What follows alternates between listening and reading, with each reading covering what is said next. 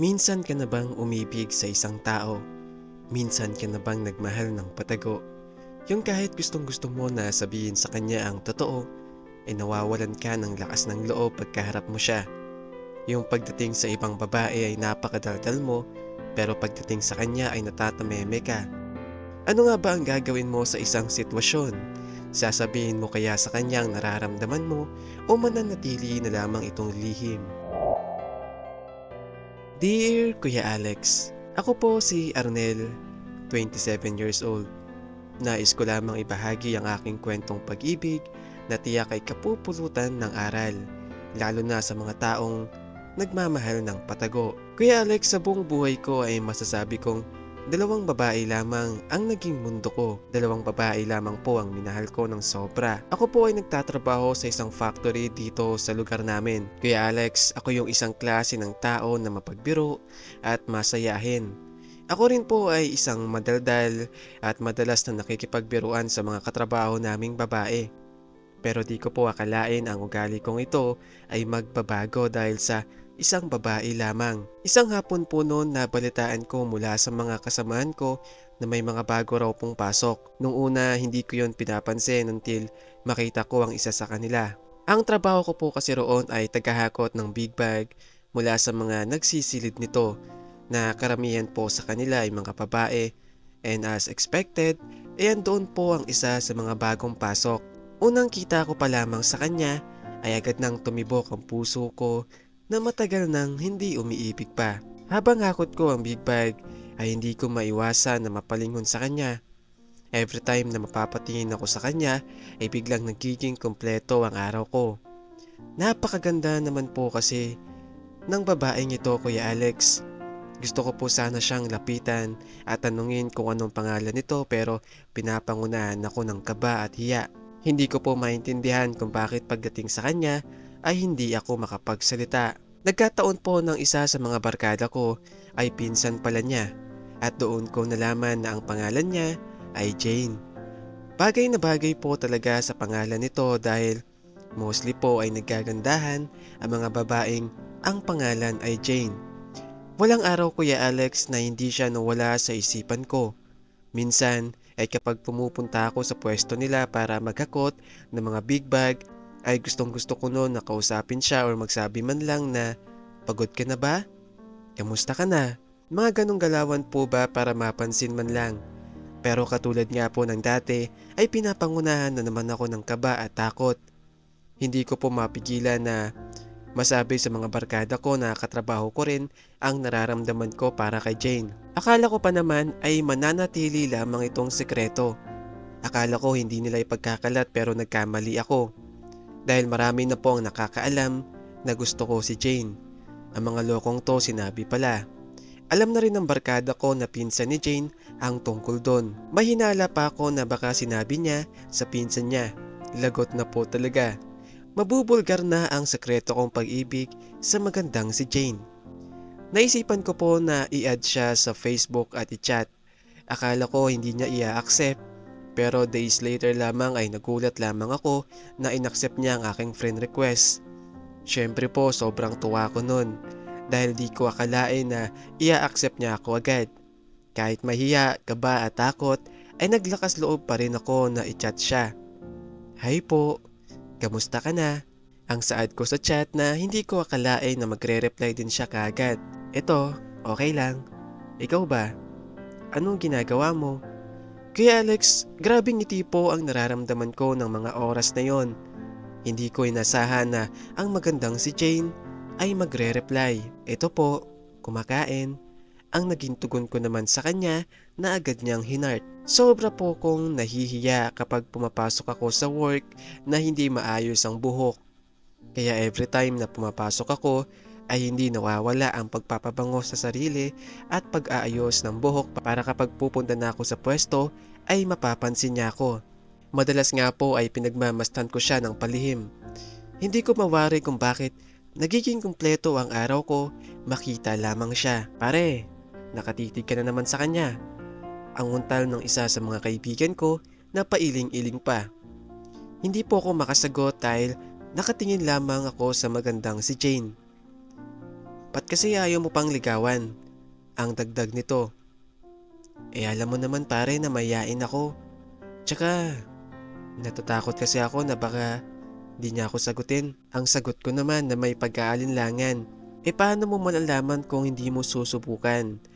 At saka pare, walang mangyayari sa'yo kung makukontento ka na lamang sa pagtitig sa kanya. Sige, ikaw din, baka maunahan ka ng iba. Tandaan mo, marami nagkakagusto dyan. Kaya Alex, napaisip ako sa sinabing ito ng isa sa mga kaibigan ko. Sabagay, tama nga naman. Marami pong nagkakagusto sa kanya na ang ilan ay di mas hamak na mas guwapo kaysa sa akin. Napaghinaan tuloy ako ng loob na baka mabalitaan ko na lamang isang araw na may boyfriend na ito.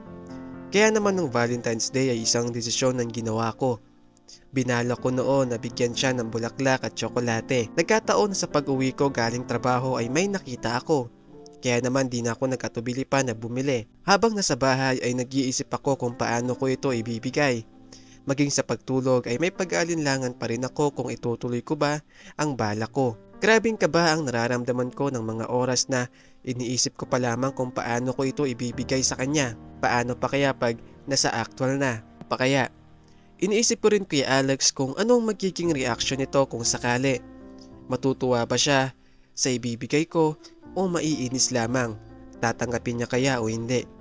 Mga ganong katanungan na mas nagpababa lalo ng confidence ko. Kinabukasan po, hawak ko ang bulaklak na may kasamang tsokolate. Medyo kinakabahan man ay nilakasan ko na ang loob ko. Dahan-dahan akong lumapit sa kanya at pasimpleng inabot ang regalo ko po sa kanya. Nang tumingin po ito sa akin ay bigla akong kinabahan, kaya naman agad-agad akong umalis nang hindi nagpaalam. Napaka-awkward po ng pangyayaring yon. Beruin mo nga naman po kasi na ikaw ang nagbigay tapos tatakbo ka lang. Tawa po ng tawa noon ng mga katrabaho ko at mga kabarkada. Sabi nila napakaduwag ko raw sa babae. Wala eh. Napaghihinaan talaga ako ng loob pagkaharap ko siya. Kuya Alex, nagpatuloy po ang aming communication sa pamamagitan lamang po ng chat. Opo, malakas ang loob ko pag sa chat pero pag sa actual na ay napaghihinaan na. Kamay lang beses ko po siyang niyaya sa chat na kumain sa labas. Pero sabi niya, kung gusto mo kong ayain na kumain sa labas, dapat sa personal, hindi sa chat. Ang tugon ko naman po ay, sige, subukan ko. Mga ganong tagpo po na paulit-ulit. Sinabi ko pa noon sa kanya sa chat na gusto ko siyang ligawan. Pero ang lagi lamang niyang tugon ay sabihin ko raw ito sa kanya ng personal at hindi sa chat lamang. Naalala ko pa Kuya Alex, one time ay inantay niya ako noon after ng work. Nakita ko po yon pero hindi ko siya nilapitan gaya ng dati dahil mahina ang loob ko. Dahil kapag kaharap ko po kasi siya ay hindi ako makapagsalita. Ewan, lagi na lang ganito pero pagdating naman sa ibang babae ay hindi naman. Napakadaldal ko pa nga. Kagad kong nilapitan ng isa sa mga barkada ko. Sabi niya na baka ako raw yung inaantay ni Jane sa labas. Pero dahil nga sa napaghinaan ako ng loob, hindi ko na lamang siya nilapitan. Sobrang nagsisisi ako ng mga araw na yon na hindi ko siya pinuntahan. Sigurado akong na-disappoint ito sa akin. Hindi ko po maintindihan ang sarili ko kung bakit ganun. Sobra akong naiinis. Ilang araw po ang lumipas, may bagong pasok bumuli sa aming pabrika. Si Roselyn. Magkatabi lamang po ang kanilang pwestong dalawa. Pero di kaya niya ay nagagawa kong biru-biruin si Roselyn. Paminsan-minsan ay nagbibitiw ako ng mga joke sa kanya. Wala naman pong mali siya doon dahil ginagawa ko naman po yun sa lahat maliban kay Jane. Isa pa ay wala naman po kasi akong gusto sa kanya kaya ganoon na lamang ang lakas ng loob ko na makipagbiruan sa kanya. At sinasabayan naman po niya mga biro ko at paunti-unti ay lagi niya ko tinatanong kung anong pangalan ko. Naging magkaibigan kami ni Roselyn sa maikling panahon until ipinagtapat niya ang kanyang pag-ibig sa akin. Walang pag-aalinlangan ko rin po talaga na hinanggap dahil sa gusto ko rin po talaga na maranasan ang magkaroon ng isang kasintahan. At naging maayos naman po ang aming relasyon. Hindi pa rin naman nagbago ang mga dati naming ginagawa na pagbibiruan. Kuya Alex, si Roselyn po ang kauna-unahang naging kasintahan na sineryoso ko. Pinakilala ko pa nga po siya sa mga kapatid ko lalo na sa ate ko. Malugod naman po siyang titinanggap ng pamilya ko lalo na ng ate ko. Maglaon ay pinakilala din niya po ko sa nanay niya at sa mga kapatid niya.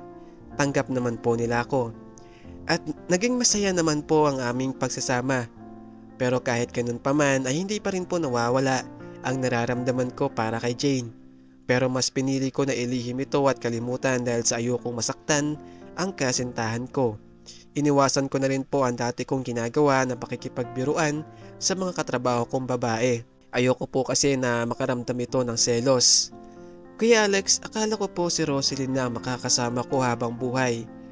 Akala ko siya na ang katuparan ng mga dasal ko. Ang akala kong ito ay akala lang pala. Sabi nga po nila sa kasabihan, kung sino pa ang mga itinuring mong tunay na kaibigan ay sila pa ang sasaksak sa iyo patalikod. Napatunayan ko po sa sarili ko na totoo talaga ang salitang ito. Isang araw po ng day off ko sa trabaho, humawag po sa akin si Roselyn at nagpaalam na magiinom lamang sila ng kaibigan niyang babae sa isa nilang kaibigan. Arnel, makikipag-inuman lang kami ni Jessa doon sa isa naming kaibigan ang banggit nito. Ha? Saan ba yan? Sino ba yung kaibigan na sinasabi mo? Ang tanong ko naman. Basta, isa sa mga malapit lang naming kaibigan. Tsaka huwag kang mag-alala, kasama ko naman si Jessa. Naiintindihan ko naman na may kasama ka. Pero syempre, nag-alala lang ako sa'yo. Sino ba kasi yung kaibigan na sinasabi mo? Ang muli ko pang tanong. Sige na nga. Kila Glyza? Okay na? So pwede na ba kaming umalis, pumunta ron? Ang pasigaw po nitong sabi. Galit ka ba? Sorry na.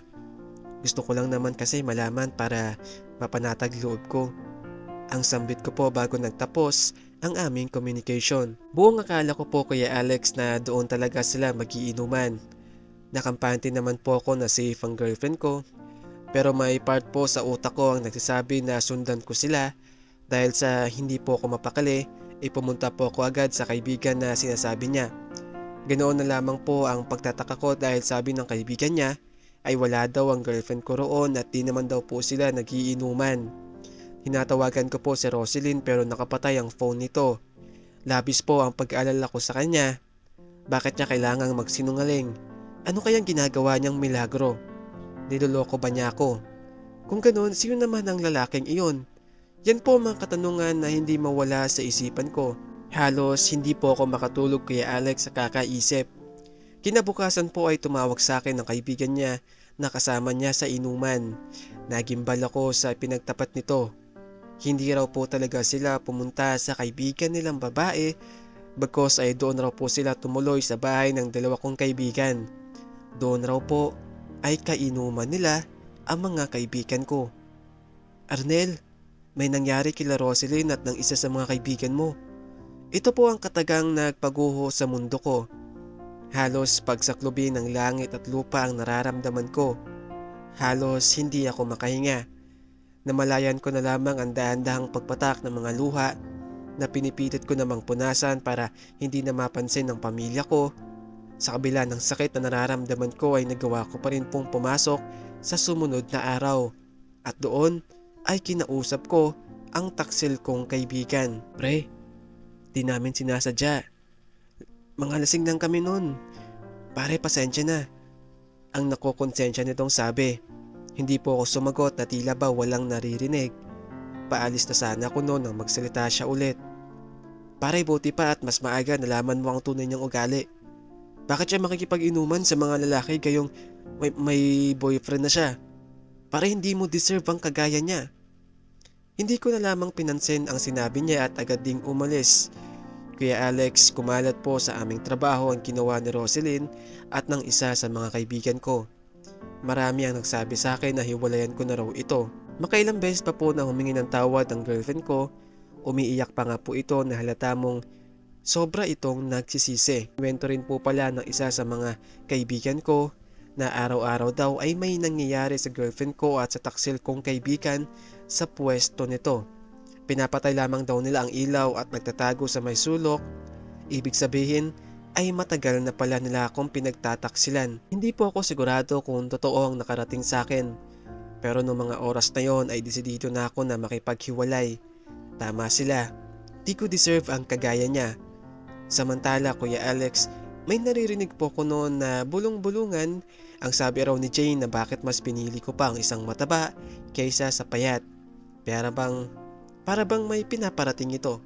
Yes, oo, may pagkatsabi po si Roselyn. Bigla tuloy akong kinilig nang maisip ko na baka tama ang iniisip ko. Kuya Alex, at tuluyan na nga po ako nakipaghiwalay sa girlfriend ko. Kahit na ano pang pakiusap niya at paghingi ng tawad ay hindi ko na po ito pinansin pa. Talagang sigurado na ako na tatapusin na ang namamagitan sa amin.